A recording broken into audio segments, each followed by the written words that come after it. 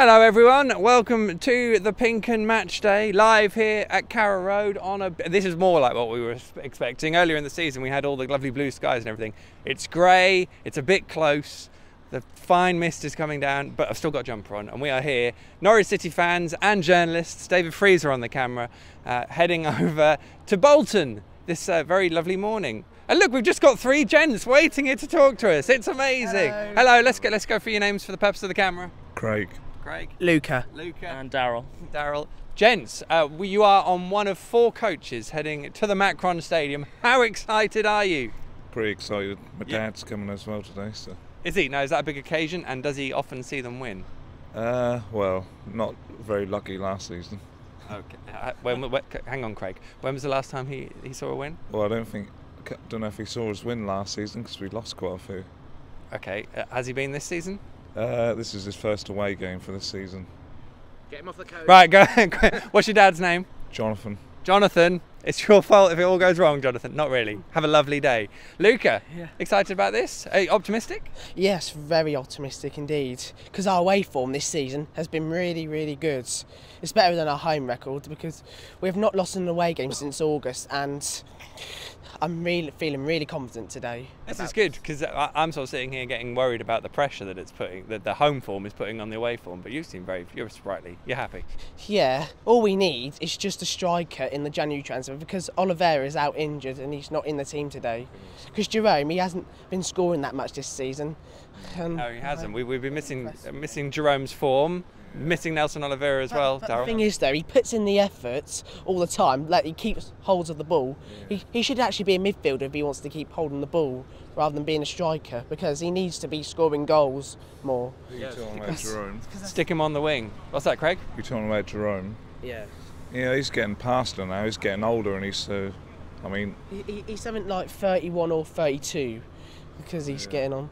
Well, when you're a footballer, that's it, basically. We'll go there. Now, Daryl, you guys are all on Coach 2 today, is that right? Yep, Coach 2. Always the same coach. Always the same coach. Is that through superstition or just all our friends go on the same coach, so... Why not? Own Coach 2, I say. Should we go on? Dave, go on. Now, if you have a look over there, the coach drivers they're not in a hurry, so we're all right. Craig's off. See you later, Craig. Thank you. Luca, you're on Coach 2 as well. I'm on Coach 2. No one's going to tell you. Go on, Dave. You follow them on. And I'll do some grand thing. Hello, Coach 2! Look at that. Now, out of an order of how excited you are and confident, how excited and confident are you as a noise? Look at that. That is what brings Norwich fans out on the road. Let's have a quick word. Hello, lovely. Oh, what's your name? Carol. Carol. Now, have you been to every away game so far this season? Most of them, yes. Most of them. Oh, which ones did you miss? Middlesbrough. Okay. Well, then, that's fine. It's a long way as well. Yes. Too early in the morning. Well, what about this? This is too early in the morning, surely. What do you want to see from the game today? What's the one thing you want to see? As long as we try hard, do our best. We win. But as long as they give 100% effort, that's all we can ask. Yeah, it is indeed, isn't it? 100% effort for your trip, guys. That's the idea. 2-0 win. 2-0 win. Yeah. What's your name, sir? Paul says a 2-0 win. Everyone would take that, wouldn't you? Safe trip, everyone. There we go. There's Coach 2. They're having fun. They're going to have a good trip. So, yeah, I think we worked out, Dave, there are 4 coaches in total. We are prime in the middle of them. Should we stand in the middle of them as they leave? What a sight that would be, hey? My esteemed colleague, Paddy Davitt, is taking a moment. He's now with us, so that's good. The coach drivers are sort of still standing there. They're looking at us. Having fun, aren't they? Yeah, should we get Pad over? Pad, do you want to join us in the bus island? We will, of course, be hearing from Daniel Farke, Harrison Reed, a bit from the press conference yesterday. You'll get to hear some of that, and we'll go through possible starting 11 that we see in the Championship stuff. Hello, Pad. Good morning. How are you? Loving it. Living the dream here, mate. I was saying this is kind of the weather we were expecting at the start of the season, wasn't it, really? Yeah, no, we've been quite lucky, haven't we? Yeah, and it is, at this moment, not raining, so long may that continue. Dave, Coach 1 is leaving the building. See if anyone waves. There's a couple of waves. Not many on there. Yeah, the thumbs up. There's Lynn. I know Lynn. She's on there. I thought it would be nice if we stood in the middle of the buses, as long as we don't get run over. Have we done a proper health and safety check here, Michael? A dynamic risk assessment. Okay. It is winging its way to the people it needs to wing it to. Excellent. Well, we obviously spoke a lot about the game yesterday. I guess the one thing we didn't really discuss, is this a good game for Norwich or a difficult game for them? It's sort of a mix of the two, isn't it? Yeah, I'd say both. I think I overheard you there at the start speaking to one or two of the fans. At the moment, you'd rather be on the road, but obviously you're going to a team who are fighting for their lives, as Farke said yesterday, and have looked from the outside as if they've turned a corner. Unbeaten in 4, including QPR, Sheffield Wednesday. QPR have had some excellent results of late. But then ultimately, any time you go away from home, it's supposed to be quite difficult, isn't it? Because it is by its nature away from home. But the last 4 or 5 games, that hasn't proved an insurmountable barrier. So, yeah, as it stands, I'd rather be going to Bolton, apart from the travel, obviously, from a personal point of view, than Bolton coming here today, because at home they've got issues and they don't appear to have the remedy at the minute, whereas away from home they're looking nice and solid, even with lots of injuries and unavailabilities. Yes, indeed. The last of the guys are going on the bus there, Dave, as they go on to coach 2. Safe trip, guys. Yeah, they're looking forward to it. It's a long old poke, this, isn't it? Yeah, just had a look this morning. Yeah, just over 4 hours, door to door with a fair wind. So, yeah, that's a fair old, and then 4 again. Hopefully, it will feel more like 2. Yes, you always fly back after a decent result. We don't have to do the M6. Have we got confirmation? No, I don't think the M6 is on the agenda. That's it's fantastic. looking like A17, I think, mate. A17. Yeah. Oh, all right, that's bold. Anyway, there they go, Dave. Here's your money shot. You're in the middle of the coaches. Here comes coach 3. These guys, it's just commentate, Dave. It's like a dream come true, I said. Yeah. He's not lying. It's a few waves and thumbs up. Always nice to see. Say again, Dave. Didn't help that the other one had blacked out windows. No. Well, That was a bit pimped up, left over from Ipswich, those maybe. We've got. Should we see if we've got any comment? Oh, we haven't got any comments yet. Oh no, it's just the 4G. But if you're watching on Facebook Live, which is where we're live, then drop us some comments and we will discuss them. Coach 2's not in a hurry, so we'll leave them for a moment. And it's going to be a good little chance for a break, isn't it, with the international break coming up? And you asked the question to Daniel Farke. I mean, everyone obviously wants a good result going into the international break, but it does make such a difference to those 2 weeks, doesn't it? It does in the context of 3 defeats. That does include Arsenal, for those who are disputing it still. To go into it with a, heaven forbid, a 4th defeat, and yeah, that feels every bit as deflating as Millwall in its own way. Maybe not quite to the same extent, because behind that is a real good body of work, but it would just take a lot of the sense of momentum and forward movement away from this season at the minute. So I think it is a big game. I said that to him. Does it feel a bigger game? And as a manager / head coach would do, want it to play it down every game. You try to win. You don't go into any game looking to not win. So in that sense, yes, it's no different to any other. But I think it is because, especially with a young group of players as well, confidence can easily take a hit, can easily drain away, and that was quite dispiriting against Wolves midweek, as good as Wolves were. So yeah, massive today for me. The signposts in any given season, and obviously Millwall looks like it has been one in a positive sense. I think this could be another one today. Yeah, it's always nice to have the platitudes from the manager, but that's the way it goes, isn't it, sometimes? We've got some messages here. Steve Madam's offering as a camera assistant again. I've just assumed he was down the pub again. What time is it? 8 o'clock? It's not too early, is it? What, for me it is, mate. Well, yeah. Not for Steve, not for you, Steve. Let's have a look. Gary Field rightly calls it #long old poke. What have we got? Some quick ones here. Simon Meadows. Jerome puts in a fantastic shift each game. Just needs more support up front, which is of course very difficult when you're playing in a one up front kind of role. And Chris Jakes Bolton have won once all season. Got to win. Pad, I've got an 11 here, carefully selected. I don't know if it's necessarily mine that I think they'll go with, but if you can see there, it's a 4-2-3-1. We've got Madison in the middle, we've got Marley Watkins wide, Jerome up top, and Josh playing. But Yannick, I think, is a shout. Yeah. And James Husband maybe being harshly dropped. But as you said, the left side didn't really work on Tuesday. No. And Zimmerman back in, Hanley having started on Tuesday. Yeah, to be honest, that's what I've gone with in the paper defensively. Yeah, I thought Zimmerman will come back in because clearly Farke is very happy with his output, bar the odd mistake, and through no fault of his own. It was a sickness bug apparently on the morning of the Wolves game, so he would have played despite kind of a little bit of misinformation from the manager saying that he thought it was time for Hanley. I don't think Hanley would have played if Zimmerman had been reported fit for duty. So yeah, I can see him coming straight back in. Yeah, husband didn't work for me midweek. I found that a strange one, and that's not with the benefit of hindsight. Stiepermann had been excellent against Derby. Okay, should have scored in the second half, but I just thought in terms of what he offered going forward, as much as defensively, couldn't fathom that one at all. So I'd like to see him back in today. And then yeah, the only real probably debate from that point onwards is the three behind Jerome, and obviously the central one is a shoe-in. Maddison, if he's fit, he plays at the minute, so it's who you put either side of him. And yeah, I think Watkins now, there's no real sense in, if he's been away for 5 weeks, to play him and then dip him out again. He needs to play now. If he's going to get back to a level of fitness and match sharpness, he needs regular games, so I could see him playing. And then it's, yeah, who'd you put him on the other side? Wiltshire, maybe? Yeah, maybe. Maybe indeed. Breaking news. Well, I was going to say the coach's engine went off and it hasn't left. Breaking news. I mean, just imagine what would happen if one of the coaches didn't leave, Paddy, or broke down. What would you do? What would they do? Or what would we do? I know what we do. Yeah, what would? Yeah, we'd depart and wave, and hopefully another replacement coach would turn up, mate. Of course it would. It's Sanders. Sure it would. They have loads of replacement Sure coaches. We've got some other messages here. Neil Austin, 3 at the back today, he reckons, which is the first time we've seen it in a while on Tuesday night. Yeah. I don't know if it worked really, but I mean, Daniel clearly will want to play it when he can. But is this the game?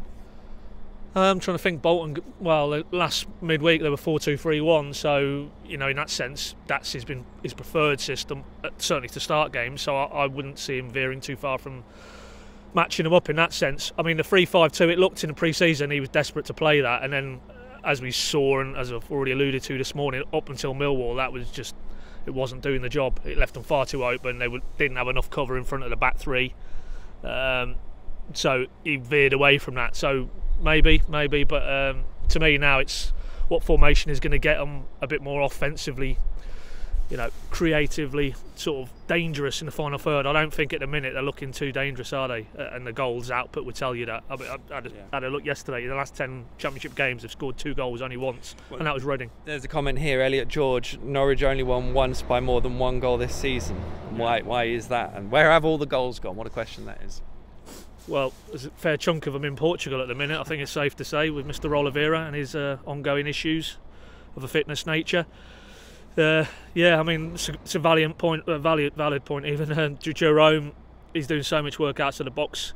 And okay, he's never been the most prolific season in, season out, but we've seen him in the Championship seasons. He's more than capable of scoring 15, 20 goals. So he's obviously having to sacrifice elements of his game in terms of goal scoring. And right now they need a goal scoring Cameron Jerome, not a Cameron Jerome who's going to selflessly work for the team outside the box, because ultimately it's about what you do inside the box, isn't it? Absolutely. John Watson says, who should I bet on as first goal scorer and full-time scorer? You can work that out yourself, John. We're getting goodbyes. Not sure what the delay was, but Dave, send the coach away in style. There we go. Do you want to commentate? Well, that's a coach leaving a car park, and it's a pretty slow pace. I'm not sure Murray Walker would be proud of this, to be honest. It's go! Yeah, you're the F1 man, Michael. Formula 1 buses, that's the way to go. I saw my postman on there, Brian. Brian's on there. Yeah, Brian's on there. Man? I got an envelope in the door this morning. He wants a team sheet. So I will keep you up to date on whether I manage to get a spare team sheet. Note, I only ever do 1 extra, so don't start getting your requests and they ain't happening. Right, I think, should we take a pause? Let's hear from Daniel Farke and Harrison Reid. Here's a little bit of them from yesterday's presser, and of course the full clips are over on the PinkUn YouTube channel. Bolton is not to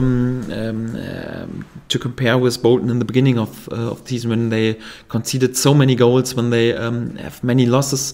Like you mentioned, so the last 4 games unbeaten. The last 2 games a draw at Sunderland, a draw at Fulham. Fulham was able to equalise in the 96th minute. The last 2 home games were a draw against QPR and a win against Sheffield Wednesday. It's an experienced team, and when you have experienced guys and an experienced coach, they knew from the first second when the season started that they have to fight against relegation, and I don't think they get nervous because of some losses in the beginning of the season. And right now they seem to be arrived in the league, and in a good shape right now with 4 games unbeaten. And when you know you have to struggle against relegation, especially in the home games, you want to be there and want to win some points for the table, and that's 100% the aim of Bolton tomorrow. It's going well, I feel. I think the start of the season was a bit up and down. Felt like I started the season quite strongly and then sort of a little bit of dip in form in a couple of the games. And then obviously I had to take a seat on the sideline for a few games when Alex Tetty and Tom Tribal come in, and can't take anything away from them. They've done fantastically well and sort of set us up for the position we're in now. So I'm pleased. I'm grateful for the opportunity to come here and play football. That's what I want to do, and I'm hopefully I can help push this club back to where it belongs. Because it was a big change in shape as well then, wasn't it? I mean, that first month you were basically playing, and now two people are doing the job that you were doing the first month. So how's it been playing with someone alongside you and that change in shape for the side? Yeah, of course it helps a lot. Someone a bit more defensive minded alongside me, a bit more solidarity to the team, and I think that's set us up nicely. I think if you watch the games, we've got that defensive structure and we can then build and play from there. And I think if you keep clean sheets in this league with the attacking players that we've got, we'll pick up a lot more points than we won't. Yeah, I'm not sure. There are some new colours, and it's a little bit tricky. I asked him, and he told me it was pretty expensive. And I asked him back, so for you or for the hairdresser? But I think he has to pay the price. Yes.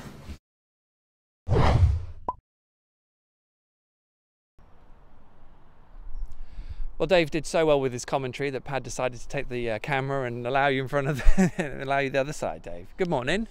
Yeah, just about, isn't it? It's a pretty grey morning. But it's a bit beautiful, high grey autumnal skies. There you go, poetry. It's supposed to be quite cold in Bolton tonight as well. Is it? 9 degrees during the game. So. Brought your thermals?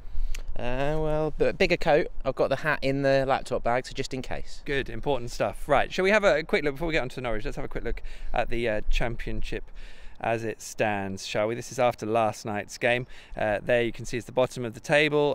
Bolton are actually rooted to the foot of it despite their improved recent form. They have only one win this season, although they are unbeaten in 4 as well. Hull still struggling too. Sheffield Wednesday and Fulham, Hull and Reading, maybe surprising size to see in the bottom half of the table. If we have a quick look at the top half, Norwich are currently 9th at the moment. Wolves, they beat Fulham at home 2-0 pretty much at a canter last night, so they have of course extended their, although those points tallies don't look right, but then they is that right?